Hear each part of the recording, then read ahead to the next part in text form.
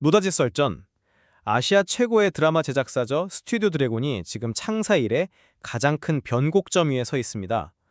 지난 10년간 미생이다, 도깨비다, 더글로리 같은 작품들로 K 콘텐츠의 역사를 새로 썼지만 이제는 상황이 좀 달라졌습니다.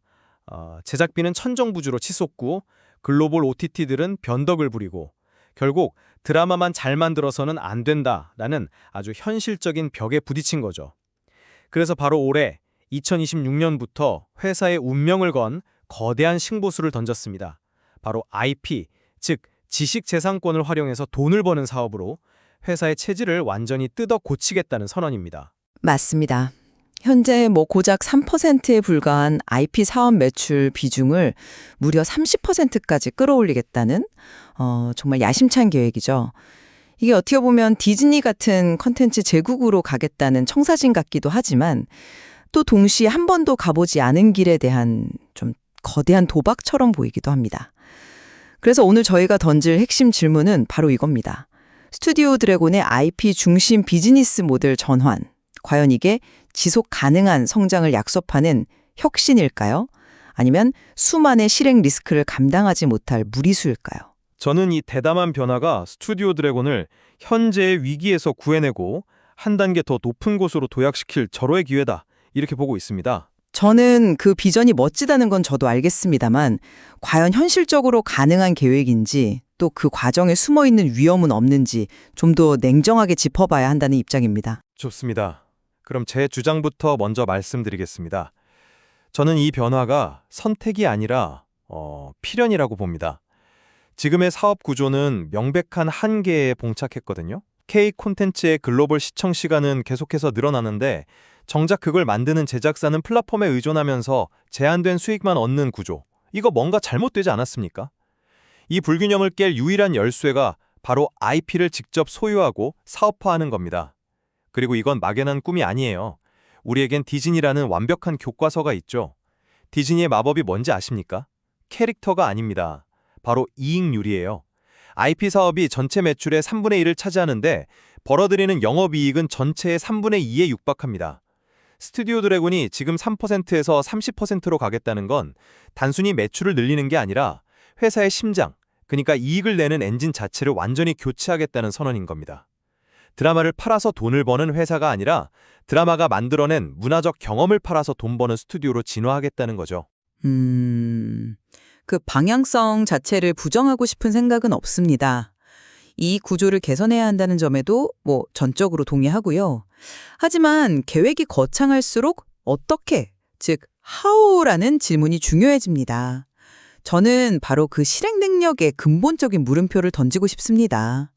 스튜디오 드래곤은 과거에도 분기별 실적 예측이 빗나가는 모습을 종종 보여줬습니다. 기대작이었던 친애하는 X 같은 오리지널 콘텐츠 납품이 미뤄지면서 실적이 통째로 다음 분기로 넘어가 버리는 일도 있었죠. 이건 투자자 입장에서 보면 굉장히 예측하기 어려운 회사라는 신호를 주는 거거든요. 그런데 기존의 드라마 납품보다 훨씬 더 복잡하고 수많은 변수가 얽혀있는 이 IP 사업을 과연 계획대로 빈틈없이 실행할 수 있을까요? 그리고 또 하나, 콘텐츠의 본질이 훼손될 위험이 너무 큽니다. IP 사업을 최우선에 두다 보면 창의성이나 작품성보다는 이 장면에 어떤 상품을 녹여내야 잘 팔릴까? 이게 먼저 고려될 수 있다는 거죠. 결국 드라마가 상품 판매를 위한 16부작짜리 긴 광고로 전락할 수 있다는 우려입니다. 이건 장기적으로 스튜디오 드래곤의 가장 강력한 무기인 콘텐츠 경쟁력을 스스로 갉아먹는 결과로 이어질 수 있습니다. 말씀하신 수익성과 지속 가능성 문제를 좀 더 깊이 들여다보죠. IP 사업의 목표 영업이익률이 무려 70에서 80%에 달합니다. 이건 기존 제작 사업과는 비교가 안 되는 수준이죠. 리스크가 크다고 하셨지만 사실 이 사업 모델의 핵심은 낮은 초기 리스크입니다. 처음부터 직접 공장을 짓고 화장품을 만들거나 카페를 여는 그런 방식이 절대 아니거든요. 각 분야 최고의 전문 기업들과 MOU, 그러니까 사업 협력을 위한 양해각서를 맺고 시작합니다. 초기 투자 비용, 다시 말해서 매몰 비용이 거의 0에 가깝습니다. 드라마의 제품이나 브랜드를 자연스럽게 녹여내서 시장 반응을 먼저 테스트해보고 이거 되겠다는 확신이 들 때만 사업을 본격화하는 아주 영리한 방식인 거죠. 글쎄요. 저는 그 영리한 방식이 과연 모든 드라마에 통용될 수 있을지에 대해선 좀 회의적입니다.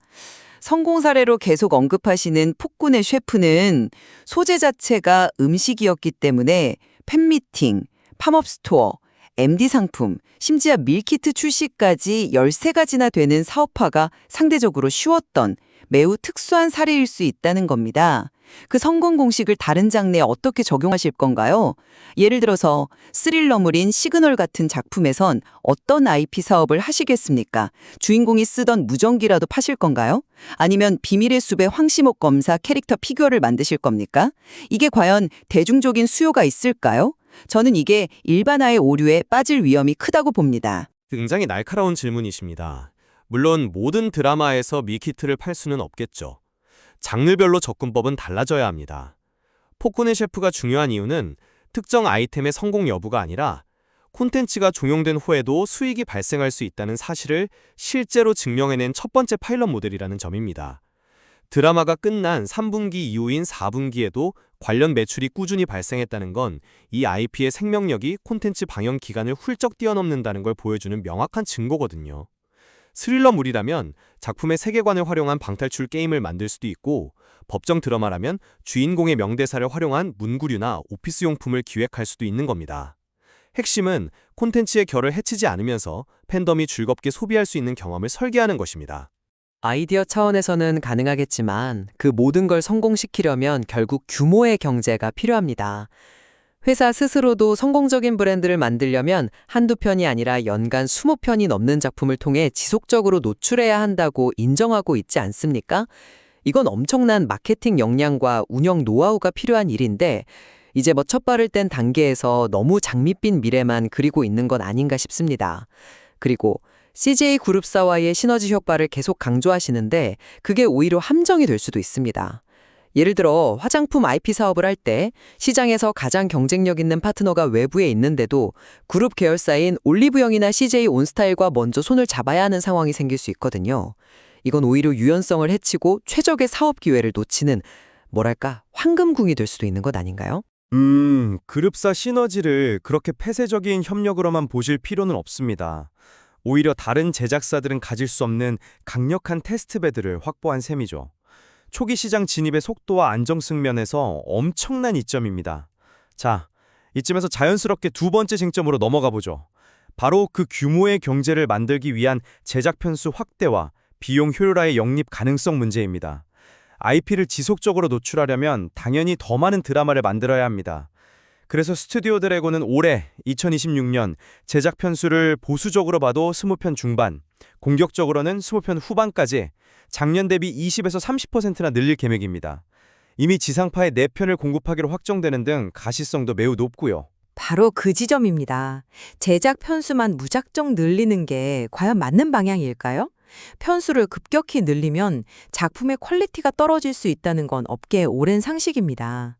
IP의 가치는 전적으로 콘텐츠의 성공에 달려 있습니다. 드라마 자체가 재미없는데 거기 나오는 립스틱이나 커피를 누가 사겠습니까?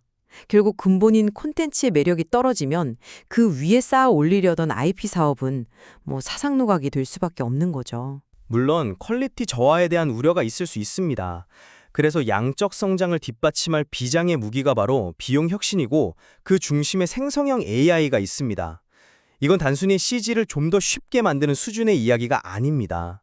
올해 공개될 드라마 중에는 물리적인 현장 촬영을 20에서 30% 수준으로 대폭 줄이고 나머지 배경이나 특수효과, 심지어 일부 장면 전체를 AI로 구현하는 작품까지 나올 예정입니다. 제작비 구조를 근본적으로 뒤흔들 수 있는 말 그대로 게임 체인저가 될 수 있다는 겁니다. 게임 체인저가 아니라 리스크 덩어리가 될 수도 있죠. 드라마의 70, 80%를 AI로 대체한다. 이건 전 세계적으로도 전례가 없는 시도입니다. 현재 AI 기술이 과연 수십 년간 고품질 드라마에 익숙해진 시청자들의 눈높이를 만족시킬 수 있을까요? 조금이라도 어색하거나 부자연스러운 부분이 노출되는 순간 시청자들은 AI로 만든 성의 없는 드라마라고 외면할 겁니다. 기술의 불확실성이 너무 큽니다. 자칫 잘못하면 시청자들에게 그 불쾌한 골짜기, 언캐니밸리를 느끼게 해서 드라마의 IP 가치가 시작부터 훼손될 수 있는 매우 위험한 도박입니다. 모든 작품에 똑같은 잣대를 들이대는 것이 아닙니다. 당연히 포트폴리오 전략으로 리스크를 관리합니다. 회당 50억 원이 넘는 대작들은 최고의 퀄리티에 집중해서 글로벌 OTT에 오리지널로 공급하면서 안정적인 수익을 확보하고, 주말 드라마는 회당 20에서 30억 원, 미니 시리즈는 10억 원 수준으로 제작비를 차등화하는 거죠. AI 기술 역시 무작정 모든 드라마에 도입하는 게 아니라 이런 중소형 작품들을 중심으로 제작비 절감 효과를 테스트하면서 점진적으로 확대해 나갈 계획입니다. 이건 무모한 도박이 아니라 매우 계산된 실험입니다. 그 실험이 성공할지 지켜봐야겠지만 제작 편수가 늘어나는 것 자체가 또 다른 문제를 낳습니다. 바로 과거부터 계속 지적되어 온 분기별 실적의 변동성입니다. 편수가 늘면 납품 일정을 맞추거나 회계 처리 과정에서 생기는 변수도 그만큼 늘어나거든요. 이번 분기 실적은 드라마 납품이 제때 될지 말지 분기가 끝나봐야 알 수 있다라는 식의 불확실성은 기업의 신뢰도에 결코 긍정적이지 않습니다. IP 사업까지 더해지면 변동성은 더 심해질 수밖에 없고요. 그 변동성을 줄이기 위해 IP 사업이 필요한 것이기도 합니다. 드라마 납품처럼 한 번에 큰 수익이 인식되는 구조가 아니라 연중 꾸준히 발생하는 매출 구조를 만드는 것이니까요. 자, 마지막 쟁점으로 넘어가 보겠습니다. 커머스 외에 디지털, 캐릭터, 그리고 휴먼 IP라는 새로운 사업들이 과연 실효성이 있느냐의 문제입니다. 저는 이 세 가지 축이 스튜디오 드래곤의 IP 생태계를 완성하는 마지막 퍼즐 조각이라고 봅니다. 먼저 디지털 IP는 유튜브 같은 플랫폼을 통해 저비용으로 팬덤과 직접 소통하는 겁니다. 배우들의 코멘터리 영상이나 드라마 에필로그 같은 숏폼, 미드폼 콘텐츠로 팬덤을 꽉 붙잡아 두고 이들을 다시 본편인 롱폼 드라마 시청으로 유입시키는 선순환 구조를 만드는 거죠. 아이디어는 좋습니다. 하지만 현실의 벽은 높죠. 유튜브, 틱톡 같은 디지털 콘텐츠 시장은 이미 포화 상태를 넘어서 레드오션입니다. 드라마 제작사가 과연 수많은 전문 크리에이터들과의 경쟁에서 이기고 시청자들의 한정된 24시간을 뺏어올 수 있을까요? 어설프게 따라하다가는 요즘 유행 따라하려는 틀딱 취급만 받을 수도 있습니다. 캐릭터 IP는 어떻습니까? 단순히 드라마 속 캐릭터를 상품화하는 걸 넘어 특정 음식 캐릭터 세계관을 구축해서 여러 드라마에 계속 등장시키는 장기 프로젝트를 이미 진행 중입니다. 이게 성공한다면 마블이나 디즈니의 캐릭터처럼 스튜디오 드래곤만의 강력하고 영속적인 자산이 될 수 있습니다. 성공한다면요. 하지만 성공적인 캐릭터 세계관을 만드는 건 정말 극도로 어려운 일입니다. 대부분의 시도는 소리 소문 없이 사라지죠. 디즈니가 미키마우스를 만든 지 거의 100년이 다 되어갑니다.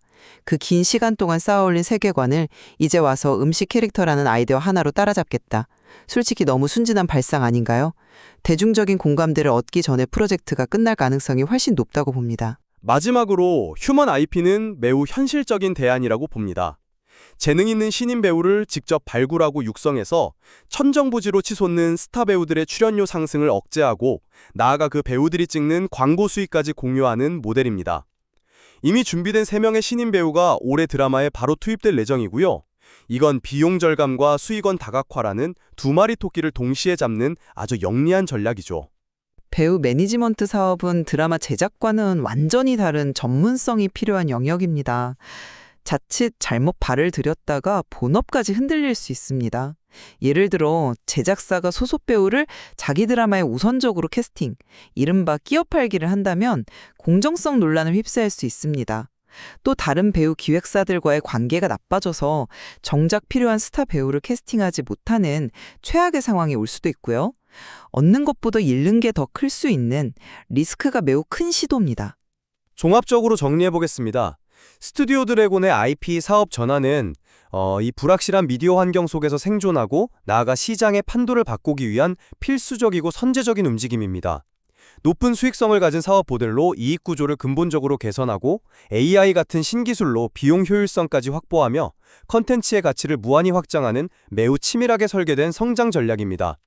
폭군의 셰프라는 성공 사례는 이 원대한 비전이 결코 뜬구름 잡는 이야기가 아님을 명확히 보여줬습니다. 저는 이 비전의 방향성 자체는 인정하지만 그 목표에 도달하기까지의 과정에 너무나 많은 지뢰가 깔려 있다는 점을 다시 한번 강조하고 싶습니다. 본업인 컨텐츠의 퀄리티를 유지하는 문제, AI 기술 도입의 불확실성, 그리고 배우 매니지먼트 같은 미개척 분야에서의 전문성 부족 등 성공을 장담하기엔 넘어야 할 산이 너무나 많고 또 높습니다. 과거의 실적 변동성을 돌이켜볼 때 투자자들은 좀 더 신중하고 보수적인 시각으로 이 계획의 진행 과정을 지켜봐야 할 것입니다. 결국 스튜디오 드래곤의 이번 도전은 지난 10년간 쌓아온 독보적인 컨텐츠 제작 역량이라는 자산을 과연 지속 가능한 수익 모델이라는 결과물로 완벽하게 전환시킬 수 있느냐에 달려있다고 볼 수 있겠네요. 그렇습니다. 2026년 올해부터 본격적으로 공개될 새로운 IP 결합 드라마들이 과연 시청자 여러분의 마음을 사로잡는 것을 넘어 기꺼이 지갑을 열게 할 수 있을지 그 결과를 지켜보는 것이 오늘 이 논쟁의 가장 확실한 답이 될 것입니다.